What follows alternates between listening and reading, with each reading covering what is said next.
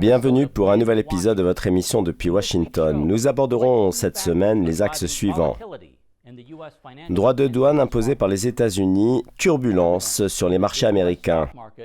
Congrès américain, une résolution en hommage à l'alliance historique et au partenariat stratégique entre le Maroc et les États-Unis. Et enfin, Washington célèbre l'éclat du printemps à travers la floraison emblématique de ses cerisiers.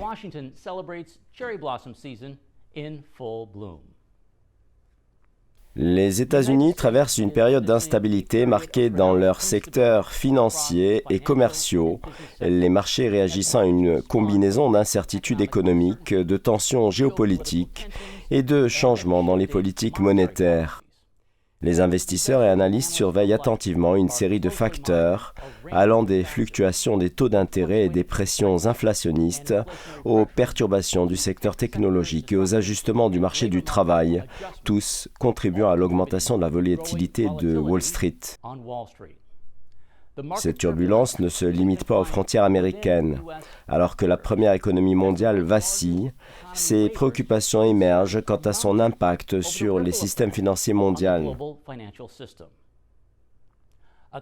Les économistes avertissent qu'une instabilité prolongée du marché boursier américain pourrait miner la confiance des investisseurs à l'échelle internationale, perturber le commerce mondial et potentiellement déclencher un ralentissement économique généralisé. Étant donné l'interconnexion des institutions financières et des économies, les conséquences de cette volatilité dépassent largement les frontières des États-Unis.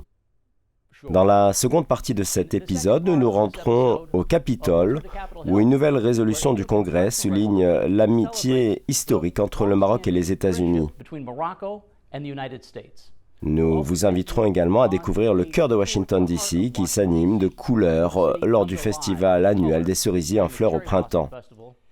Pour discuter de ces sujets, nous avons le plaisir d'être rejoints aujourd'hui par trois invités de renom. Steve Gill, en vidéoconférence de Nashville, dans le Tennessee. Avocat, Steve est également chroniqueur politique et intervient régulièrement dans les émissions telles que celles de CNN et Fox News. En 1992, le président George H.W. Bush l'a nommé à la White House Fellowship.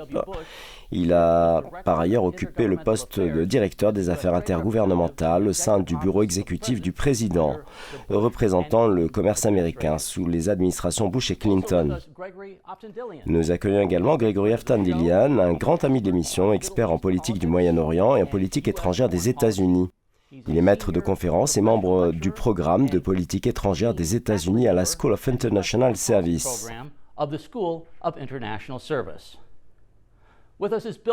Bill Michael, ancien professeur à l'Université du Maryland et à l'Université George Washington, est également parmi nous, spécialiste de la politique étrangère américaine et de la démocratie dans le monde arabe.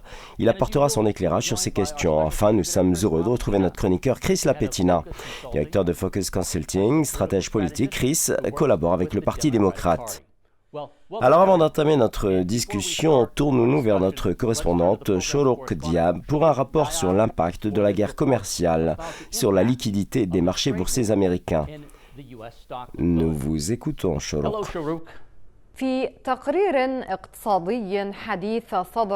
Dans un rapport économique publié récemment, l'agence Bloomberg alerte sur l'aggravation de la crise de liquidité affectant le marché boursier américain sur fond de vives inquiétudes liées à l'intensification de la guerre commerciale mondiale. Selon ce rapport, la fuite progressive des liquidités constitue désormais un facteur central de l'instabilité et de la volatilité accrue des marchés financiers.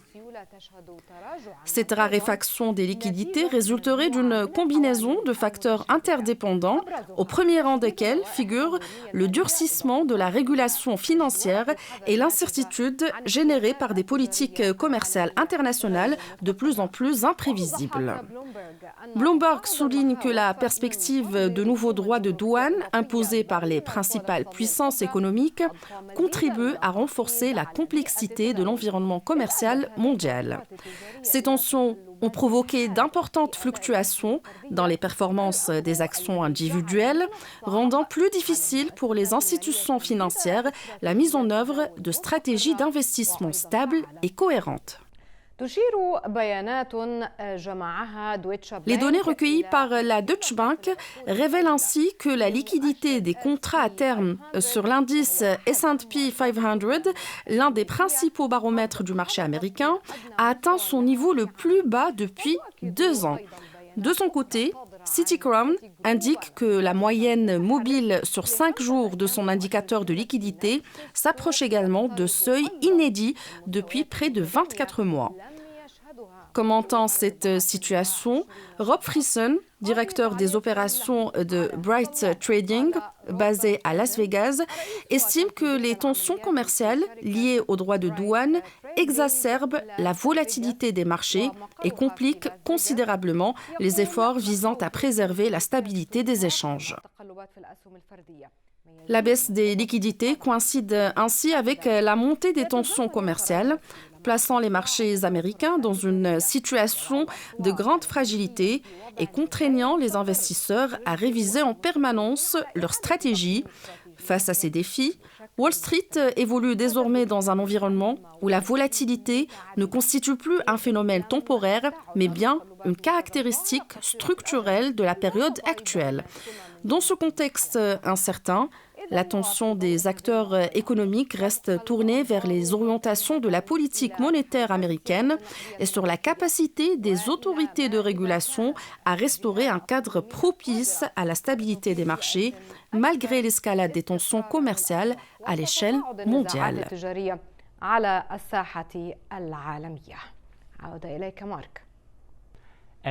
Merci, Shourouk. Échangeons tout d'abord avec Chris Lapetina.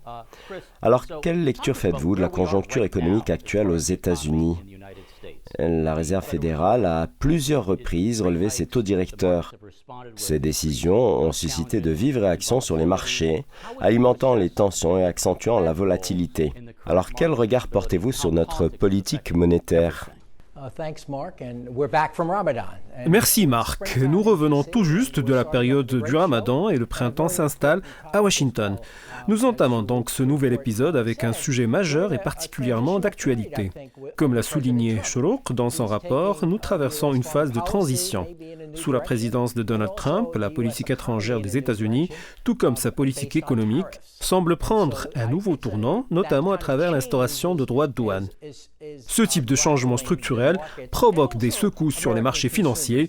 Par ailleurs, les consommateurs américains restent dans l'incertitude. Ils peinent à mesurer concrètement les conséquences de ces nouvelles orientations. Cette situation alimente donc un climat de doute. Certains craignent que ces mesures aient des effets plus négatifs que positifs sur l'économie américaine. Il faudra dès lors observer attentivement l'évolution de ces changements et analyser à terme s'ils seront perçus comme un levier de croissance et de renforcement de l'économie américaine ou au contraire comme des mesures susceptibles de freiner sa dynamique. Oui, tout à fait, Chris. Nous avons le plaisir d'accueillir aujourd'hui pour la première fois, dans le cadre de cette émission, Steve Gill. Alors, Steve, merci d'être parmi nous. Une autre source d'incertitude provient des entreprises technologiques qui s'engagent de plus en plus dans les domaines tels que l'intelligence artificielle et dans d'autres technologies émergentes. Nous venons également d'observer des entreprises comme Google, Amazon, Meta et WhatsApp annoncer des licenciements au cours de ces derniers mois. Alors Steve Gill, comment ces décisions influencent-elles le sentiment des investisseurs tant aux États-Unis qu'à l'échelle mondiale ?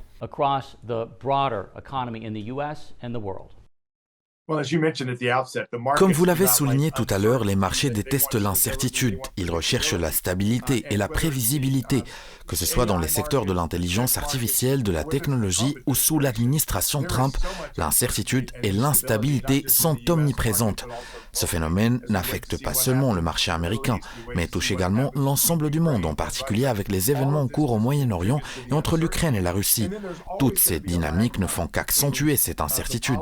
Il existe également un décalage constant entre les politiques mises en œuvre par Trump et l'impact réel de ses décisions sur les perceptions des consommateurs. Même si les prix des œufs, du pain et de l'essence connaissent une baisse, les gens ne ressentent pas encore cette tendance comme durable. Tant que cette perception ne changera pas, il semblera qu'il s'agit d'une amélioration temporaire. En fin de compte, un écart persistera entre les politiques adoptées et la réalité vécue par la population. Gregory Aftandilian, pouvez-vous nous parler de l'inflation? Nous avons constaté qu'elle atteint un pic d'environ 9% en 2022 et elle demeure une préoccupation majeure. Les sondages révèlent qu'elle figure parmi les principales inquiétudes des électeurs. En effet, la montée des taux d'inflation est l'une des raisons pour lesquelles le président Trump a été élu. Alors, la question qui se pose aujourd'hui est combien coûte une boîte d'œufs aux États-Unis? Comment les consommateurs, les entreprises ressentent-ils encore les effets persistants de cette vague inflationniste dans leur quotidien et dans leurs finances? Tout d'abord, Donald Trump a souligné que les consommateurs dépensaient bien plus qu'auparavant lors de leurs courses. En ce qui concerne les prix des produits d'épicerie, certains observent une légère baisse, tandis que d'autres signalent une hausse modeste. Ainsi, la situation reste mitigée concernant l'évolution des prix dans ce secteur. Cependant, la véritable incertitude réside dans l'impact des droits de douane en vigueur. Par exemple, le prix d'une voiture importée pourrait augmenter de $6 000 en moyenne, ce qui représente une hausse notable par rapport aux prix habituels.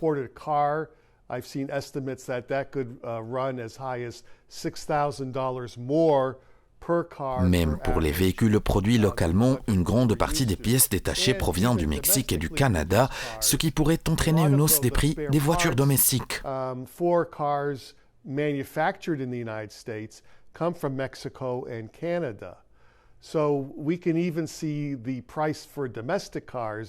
Pour de nombreux consommateurs américains, cela constitue une préoccupation majeure. Il est important de noter que près de 70% du produit intérieur brut des États-Unis dépend des dépenses de consommation.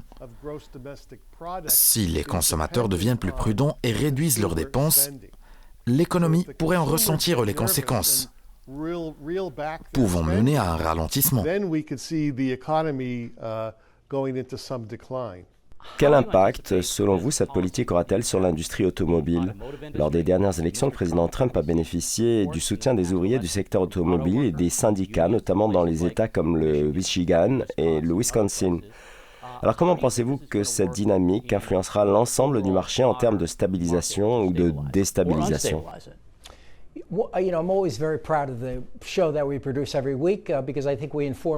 Je suis toujours très fier de l'émission que nous produisons chaque semaine, car je crois que nous fournissons des informations essentielles à un public mondial sur ce qui se passe à Washington. Avec le président Trump, il est particulièrement important de diffuser ces informations, car il est un homme d'affaires qui pense comme tel. Certaines de ses propositions ne sont en réalité que des négociations. Nous l'avons déjà observé au sein de son administration. Plusieurs mesures tarifaires qu'il avait initialement annoncées ont été abandonnées en réponse à la réaction d'autres pays. Cependant, il subsiste une inquiétude légitime. À long terme, ces politiques pourraient bénéficier à l'économie des États-Unis en créant des emplois auparavant délocalisés à l'étranger, mais elles risquent également de nuire aux consommateurs américains à court terme pendant la transition. Cela représente une véritable préoccupation pour de nombreuses familles américaines qui doutent de leur capacité à supporter cette transition, même si les choses s'améliorent dans les années à venir.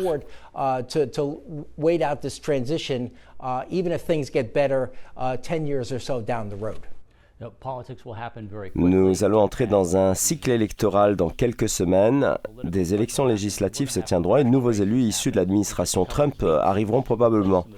Alors, Stephen Gill, à Nashville, vous êtes situé dans le sud, une région où de nombreux emplois dans l'industrie automobile sont créés en raison d'une approche plus favorable à ce secteur, avec des régulations de travail moins strictes.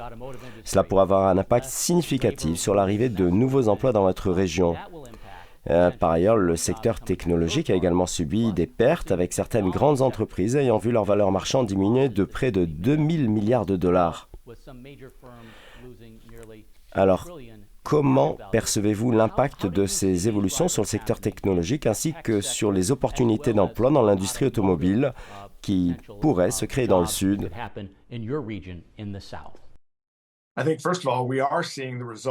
Je pense tout d'abord que nous observons les résultats des négociations menées par Trump. Vous avez mentionné que certains droits de douane ont été annulés ou réduits. Cela n'a pas été fait parce que Trump a cédé, mais parce que d'autres pays ont choisi de supprimer les droits de douane qu'il imposait injustement aux États-Unis. Par exemple, le Premier ministre indien Narendra Modi a annoncé une réduction significative de ses droits de douane. Bien que le Canada se soit plaint, il impose des droits de douane de 250 à 350% sur nos produits agricoles tels que les produits laitiers, les œufs et la viande de bœuf, ce qui est inacceptable. Lorsque ces tarifs seront baissés, les agriculteurs du Midwest et du Sud en bénéficieront sans aucun doute. Par ailleurs, Trump a annoncé des investissements de près de 2000 milliards de dollars dans les usines automobiles américaines, comme la décision de Hyundai de rapatrier ses installations aux États-Unis, ce qui revitalisera l'industrie sidérurgique. Cependant, à court terme, les consommateurs pourraient ne pas ressentir immédiatement ces effets lorsque les médias amplifient la situation en exagérant l'impact potentiel des droits de douane. Cela suscite une inquiétude parmi les consommateurs. Toutefois, à long terme et particulièrement à moyen terme, avec la relance de la production pétrolière et l'activation de nos installations pétrolières, l'économie américaine reprendra son essor. C'est ainsi que les produits seront produits et expédiés sur le marché, ce qui entraînera également une baisse des prix et des coûts. Tout à fait. Alors, Jeff Bezos, qui est propriétaire d'Amazon et du Washington Post, est l'une des personnalités les plus influentes dans ce domaine. Récemment, dans une de ses publications, il a partagé un article intitulé « Comment se préparer à la récession avant qu'il ne soit trop tard ». Alors, je vous propose de suivre une analyse de cet article.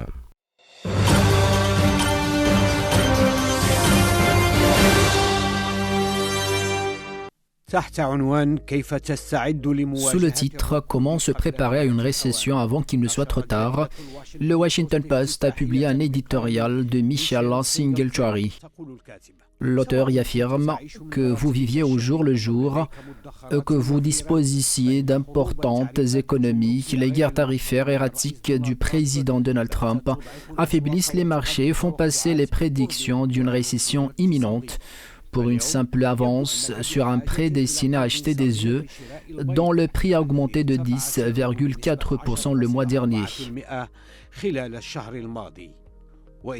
Si la guerre tarifaire de Trump s'intensifie, elle entraînera également une hausse des prix des voitures neuves et d'occasion. L'auteur poursuit en donnant des conseils pratiques. Si vous êtes confronté à des dettes de cartes de crédit, il est essentiel de rembourser vos soldes au plus vite. Les familles ont tendance à privilégier les dettes telles que les prêts hypothécaires ou les prêts automobiles, mais se défaire des dettes de cartes de crédit est une priorité, car elles sont coûteuses. Le taux d'intérêt moyen des cartes de crédit en mars était de 24,2%.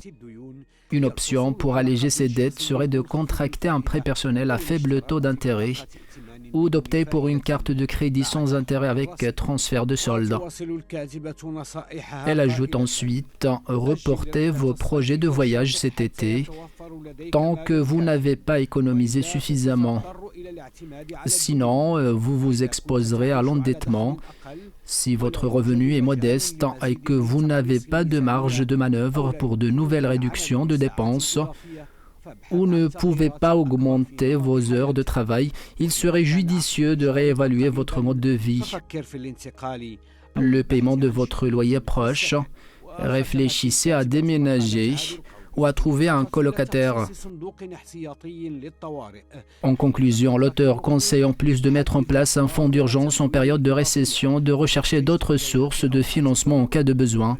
Il est également primordial de maîtriser ses envies de consommation, car une grande partie des dépenses actuelles est financée par des dettes. Espérons que tout ce qui est prédit dans cet article ne se réalise pas et que nous ne serons pas amenés à nous préparer à une récession, mais plutôt à profiter d'un éventuel renouveau économique. Vous savez, Grégory, nous avons récemment vu le FMI émettre un avertissement concernant le stress financier pesant sur les grandes économies, soulignant que cela pourrait avoir de graves répercussions à l'échelle mondiale. Alors, quel pourrait être, selon vous, l'impact de la volatilité persistante du marché américain sur les marchés émergents ? Well, of course, tariffs are the big issue that are causing a lot of this controversy. Les droits de douane constituent bien entendu la question centrale et source de vives controverses avec un potentiel d'impact mondial bien plus vaste. En d'autres termes, si les États-Unis imposent des sanctions à un pays donné, ce dernier répondra probablement par des mesures de rétorsion, ce qui pourrait enclencher une guerre tarifaire entre nations. Un tel scénario ne profiterait ni à l'économie américaine, ni à celle des marchés émergents. De nombreux pays émergents souhaitent en effet exporter leurs produits vers les États-Unis. Et si ces échanges sont perçus comme faisant partie d'une guerre commerciale, leur réussite serait compromise. Ainsi, une part du pessimisme exprimé par le FMI à ce jour semble résulter de la crainte d'une escalade vers une guerre tarifaire.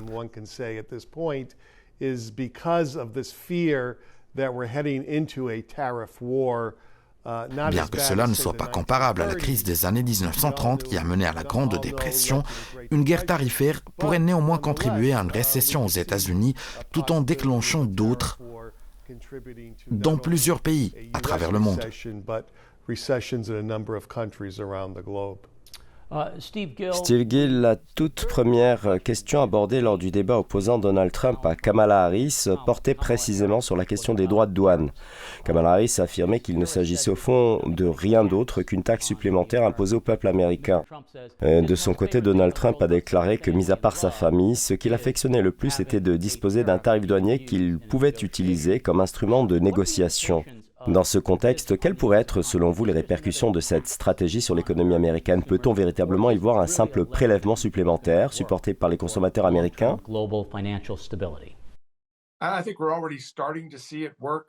Il me semble que nous constatons déjà les premiers effets de cette stratégie.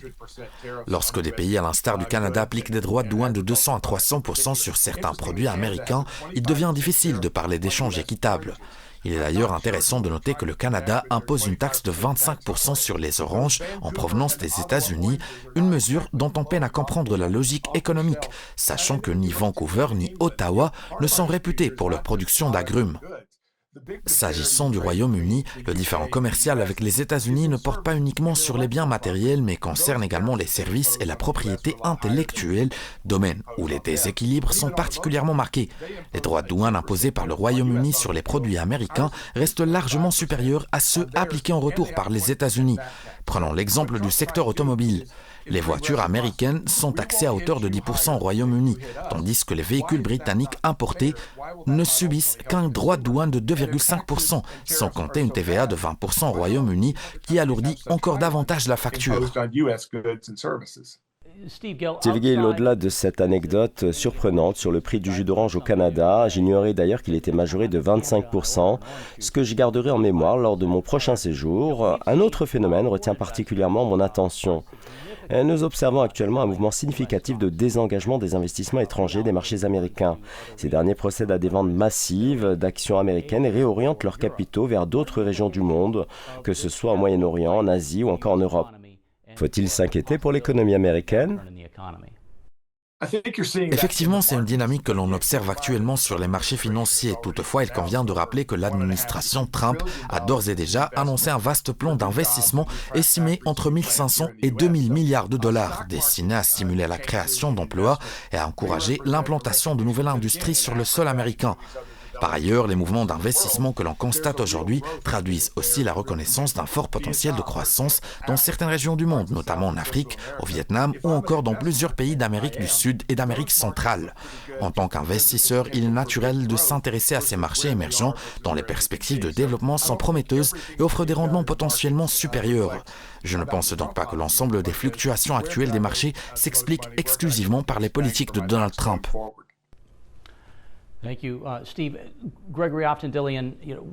Merci Steve. Gregory, lors de la crise financière de 2008, l'effondrement du secteur bancaire avait provoqué des répercussions économiques majeures à l'échelle mondiale. À la lumière des conditions actuelles du marché, peut-on établir des parallèles avec la situation de 2008? Et selon vous, existe-t-il aujourd'hui un risque réel de voir se reproduire un événement d'une ampleur comparable?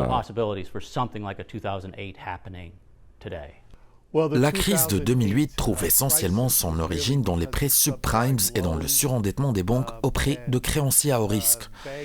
La situation actuelle est donc fondamentalement différente de celle que nous avons connue à l'époque. Je ne pense donc pas que nous soyons confrontés au risque d'une crise similaire. En revanche, comme je l'ai déjà souligné, je demeure particulièrement préoccupé par les effets que pourraient engendrer les droits de douane. Non seulement ces derniers risquent d'alimenter les pressions inflationnistes, mais ils pourraient également déclencher une véritable guerre commerciale à l'échelle mondiale. Certes, on peut considérer que l'administration Trump utilise les tarifs douaniers comme un levier de négociation et qu'elle pourrait obtenir certains succès ponctuels. Toutefois, il ne faut pas négliger le fait que les partenaires commerciaux, se sentant acculés par ces mesures protectionnistes, seront tentés de riposter. Et c'est précisément cette logique de représailles qui pourrait à terme avoir des conséquences économiques lourdes et généralisées à travers le monde. Chris Lapetina, permettez-moi de vous interroger sur les implications politiques de cette situation. En tant que stratège du Parti démocrate, comment analysez-vous la démarche de Donald Trump qui cherche manifestement à réorganiser les chaînes d'approvisionnement mondiales au profit des États-Unis ? Son objectif affiché est clair, rapatrier une part importante de l'appareil industriel et de la production manufacturière sur le sol américain. Selon vous, comment cette stratégie est-elle susceptible d'évoluer dans un proche avenir ? Pensez-vous réellement que les États-Unis assisteront à une renaissance industrielle, comme l'ambitionne Donald Trump ? Il est essentiel, à mon sens, de garder à l'esprit que l'idée de libre-échange est un principe soutenu par les administrations, tant démocrates que républicaines, depuis plusieurs décennies. Toutefois, il convient de noter que Donald Trump ne s'inscrit pas pleinement dans la vision économique traditionnelle du Parti républicain. Son approche est davantage populiste, ce qui constitue une rupture par rapport aux pratiques des deux partis. En conséquence, cette situation introduit une dynamique nouvelle et incertaine, comme nous l'avons évoqué précédemment, si Trump se trouve confronté à une hausse de l'inflation ou à une récession. Dans les mois précédant les élections législatives de l'année prochaine, je pense que les électeurs américains pourraient conclure que sa politique économique n'a pas porté ses fruits. Dans ce cas, le soutien qu'il reçoit de la part de son propre camp pourrait se transformer en un désir de changement, avec un retour possible à des solutions économiques plus traditionnelles portées par les républicains. Je vous remercie, Chris. Nous allons maintenant marquer une brève pause, alors restez bien avec nous.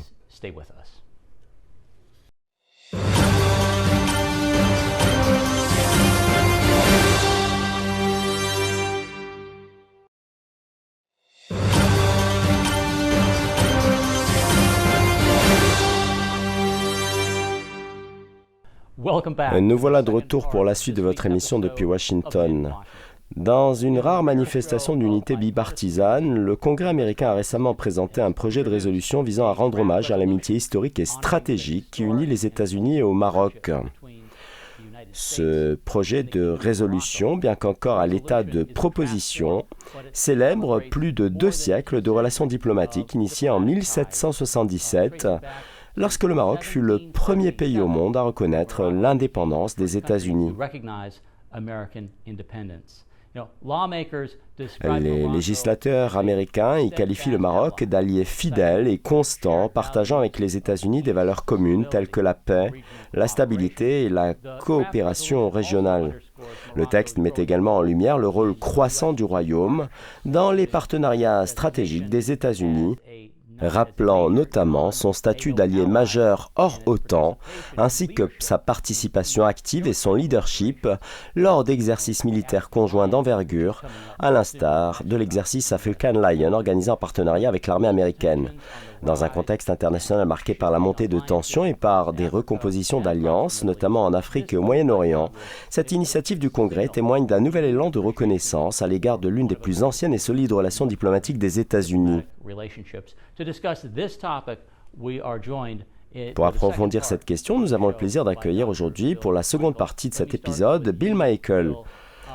Bill, permettez-moi de commencer par vous interroger, sachant que le Maroc fut dès 1777 le premier pays à reconnaître l'indépendance des États-Unis.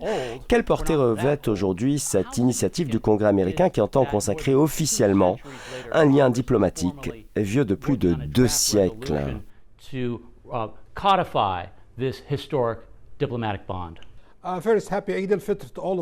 Tout d'abord, permettez-moi de vous souhaiter une excellente fête de l'Aïd al-Fitr. Ce partenariat témoigne d'une confiance historique profonde dans le pouvoir et le rôle du Royaume du Maroc. Il ne s'agit pas d'une coïncidence que les États-Unis et le Royaume du Maroc entretiennent un partenariat stratégique aussi durable. Ce lien constitue une phase historique significative pour le Maroc, qui joue un rôle essentiel dans l'orientation des intérêts nationaux américains, en particulier dans la répartition de ses intérêts à travers le monde, y compris en Afrique, comme vous l'avez mentionné. Ainsi, il ne s'agit pas simplement d'un heureux concours de circonstances, mais d'une phase historique fondée sur une croyance commune. Franchement, cela va au-delà des schémas classiques d'équilibre des pouvoirs. Pour moi, c'est un acte de providence dans la science politique, un atout majeur pour la politique étrangère américaine d'avoir un partenariat aussi stable et durable avec le Maroc. Tout à fait. Steve, cette amitié historique entre les États-Unis et le Maroc constitue le traité en vigueur le plus ancien de l'histoire des États-Unis. Comment cet héritage historique influence-t-il la coopération politique et militaire contemporaine entre ces deux nations ?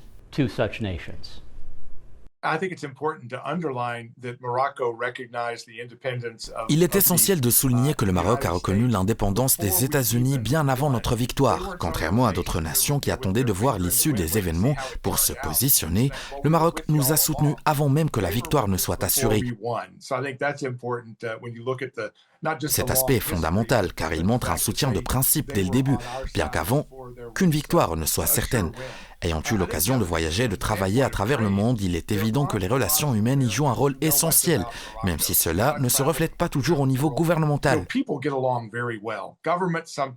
le Maroc et les États-Unis renforcent véritablement leurs relations commerciales, il est crucial de développer des liens personnels.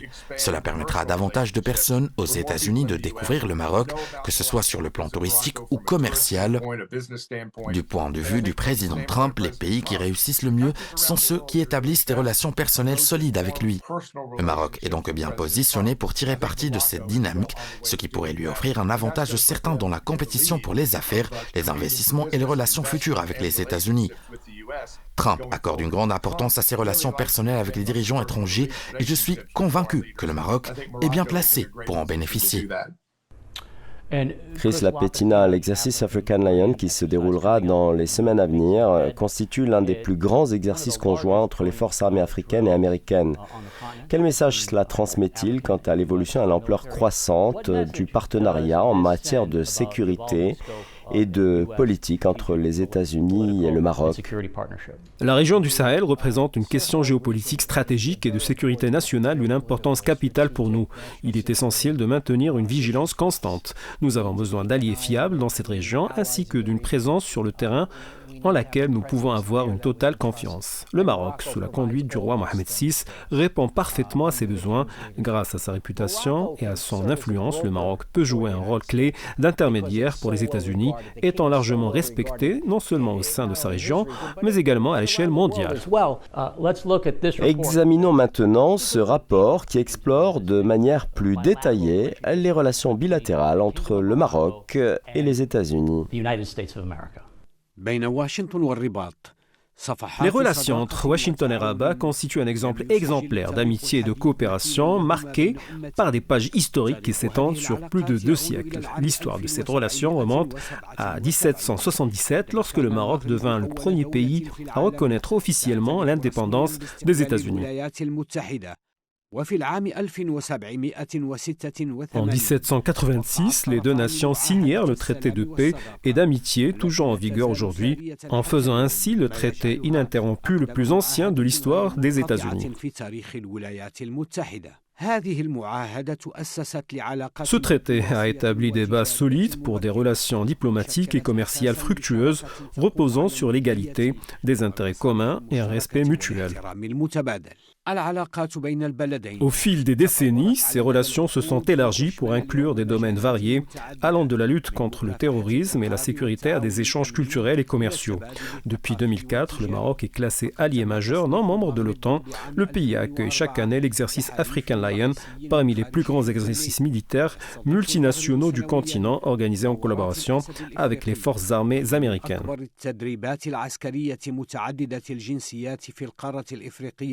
وبتنظيم مشترك بين القوات المسلحة الملكية المغربية مع القوات الأمريكية. En 2006, l'accord de libre-échange entre les deux pays est entré en vigueur, renforçant encore leurs liens économiques. Récemment, un projet de résolution a été présenté au Congrès américain, célébrant l'amitié historique et stratégique entre les deux nations. Ce projet reconnaît le Maroc comme un partenaire fiable et un acteur stable dans une région souvent caractérisée par l'instabilité et les tensions, en particulier face aux alliés traditionnels du bloc de l'Est, comme le régime militaire algérien qui demeure hostile aux intérêts américains. Steve Gill, revenons à votre domaine d'expertise en tant que représentant américain au commerce, un poste pour lequel vous avez travaillé avec la représentante au commerce Carla Hills durant l'administration Bush. En ce qui concerne le Maroc, situé à la croisée de la Méditerranée et de l'Atlantique, avec des infrastructures stratégiques comme le port de Tanger, le pays se positionne en tant que porte d'entrée vers l'Afrique pour les entreprises américaines.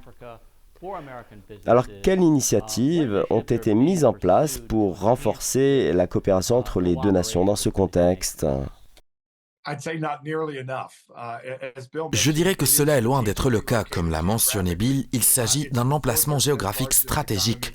Le Maroc représente la 4e ou 5e économie d'Afrique, tandis que la Chine cherche à développer ses ressources, ses relations et ses investissements sur le continent. Les États-Unis tentent également de faire de même. Honnêtement, je pense que nous avons pris beaucoup de retard. Cependant, le Maroc serait un excellent point de départ pour établir et renforcer ses relations.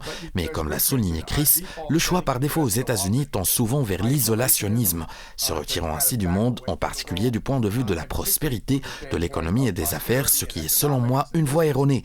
Si nous voulons davantage de paix et de prospérité dans le monde, il est impératif de nous engager pleinement dans le développement des ressources, des amitiés et du commerce. Et je pense que c'est précisément là où le président Trump intervient. Oui, effectivement, Bill, nous avons évoqué la nature bipartisane de cette question. D'un côté, un démocrate de l'Illinois, un bastion démocrate densément peuplé. De l'autre, un républicain de Caroline du Sud, Joe Wilson, issu d'une région rurale de cet État. Cela démontre l'unité qui se dégage autour de cette cause et met en lumière le fait que le Maroc a été désigné comme un allié majeur non membre de l'OTAN. La coopération entre les deux pays dans la lutte contre le terrorisme a également été remarquable. Alors comment le partenariat entre les États-Unis et le Maroc a-t-il évolué face aux nouvelles menaces mondiales qui touchent nos deux nations ?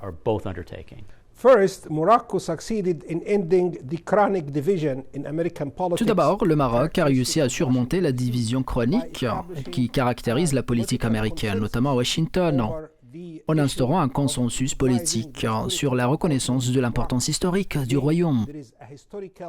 Il existe une confiance de longue date dans la manière dont les États-Unis considèrent le Maroc comme un partenaire stratégique majeur.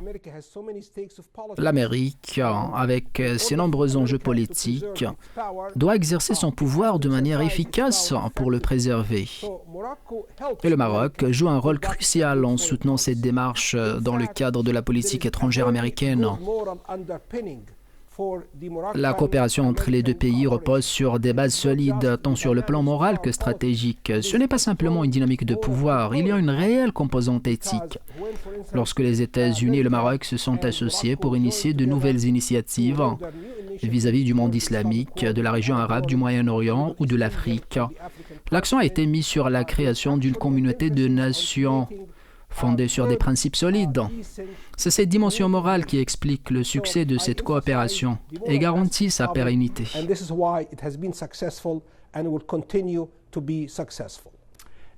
Bill Michael, les États-Unis ont reconnu la souveraineté du Maroc sur son Sahara depuis 2020. Avec la fin de l'administration Trump et la conclusion des accords d'Abraham, cette position a été renforcée. L'administration Biden, bien qu'elle n'ait pas contesté cette position, a continué à faire progresser la situation. Le geste du Congrès en faveur de l'amitié entre les deux nations en est une illustration. Alors, comment ce partenariat pourrait-il évoluer au-delà de ce que nous observons actuellement ? Quelles pourraient être les perspectives de développement pour l'avenir ? D'une part, cette coopération historique et stratégique a été renforcée, affirmant ainsi la souveraineté marocaine sur le Sahara. De plus, elle contribue à stabiliser la région. En tant que superpuissance, l'Amérique a la responsabilité d'assurer la stabilité dans de nombreuses régions du monde. Il est donc raisonnable et logique de conclure que lorsque le Maroc exercera pleinement sa souveraineté sur le Sahara, cela favorisera la stabilité en Afrique. L'Afrique a en effet souffert de nombreux conflits et divisions ethniques. Ainsi, cette démarche marque le début d'une nouvelle politique bénéfique initiée par la première administration Trump. Il convient également de souligner que Washington reconnaît le Maroc comme une nation indispensable, un terme souvent utilisé pour décrire les puissances américaines qui ont contribué à la défaite du fascisme, du nazisme et du communisme. En ce sens, le Maroc se positionne comme une nation clé, intégrant le Sahara marocain dans le cadre des affaires mondiales et éloignant ainsi la région des conflits ethniques et des tensions inutiles. Passons de la relation marocaine et de son partenariat à une autre collaboration internationale. Chaque printemps, la capitale américaine se transforme, éclatante couleur, lorsque Washington DC célèbre l'une de ses traditions les plus chères, à savoir le Festival national des cerisiers en fleurs. Mais au-delà de la beauté des pétales, se cache une histoire de diplomatie et de paix. En 1912, plus de 3000 cerisiers ont été offerts par la ville de Tokyo aux États-Unis, symbolisant ainsi l'amitié entre le Japon et l'Amérique. Ce geste modeste, il y a plus d'un siècle, s'est métamorphosé tant au sens propre qu'au sens figuré, en un échange culturel durable. Chaque année, cet événement met mes allergies à l'épreuve. Aujourd'hui, plus d'1,5 million de visiteurs affluent au Tidal Basin de Washington, près du mémorial Jefferson, du monument Washington et d'autres sites emblématiques pour admirer ces arbres en pleine floraison. Bien que ce spectacle ne dure que quelques jours, il laisse une impression durable pour beaucoup. Lorsque les fleurs atteignent leur apogée, la ville vibre au rythme des défilés, des spectacles et des moments de réflexion, honorant à la fois la beauté de la nature et de l'héritage de la bonne volonté internationale qui réside dans chaque arbre. Alors je vous propose de rejoindre notre correspondant Gian Mansour pour ce reportage.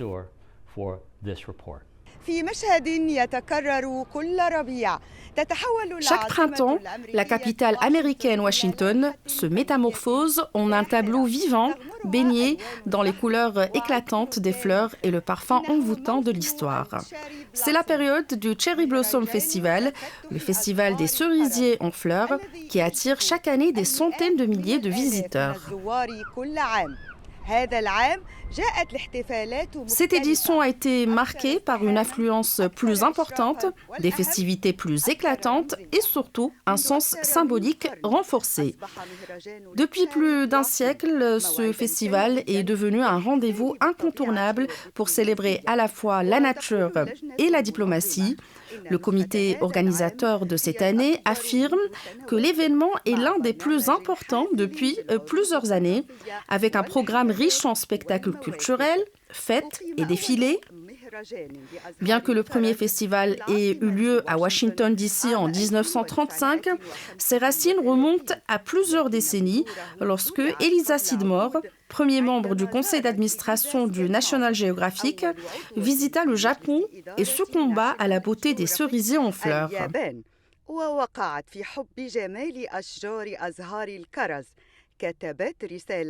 Elle écrivit alors une lettre passionnée à Ellen Tufts, épouse du président Tufts, qui, ayant vécu au Japon, connaissait déjà la splendeur des arbres en fleurs.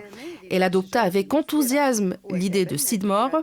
Madame Tufts pensait que les cerisiers ne seraient pas seulement un ornement pour la capitale, mais aussi un symbole fort de l'amitié entre l'Amérique et le Japon.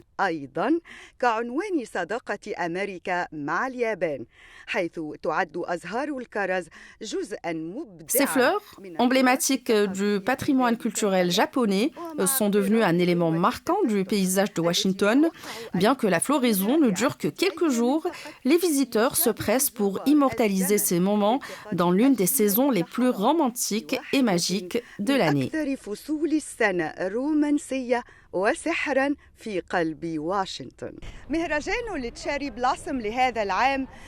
Le festival de cette année n'a pas été seulement une célébration de la beauté de la nature, mais un message d'espoir et de paix à un moment où le monde a encore besoin de doux souvenirs comme ces fleurs. Les festivités qui ont débuté le 20 mars se poursuivront jusqu'au 14 avril. Jehan Mansour, Média TV, les parcs nationaux de Washington.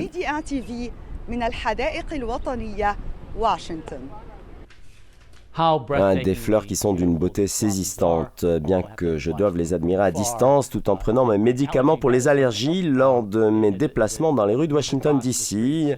Après de longs mois de neige et de froid, la région se trouve maintenant en pleine splendeur, annonçant l'arrivée d'un printemps éclatant.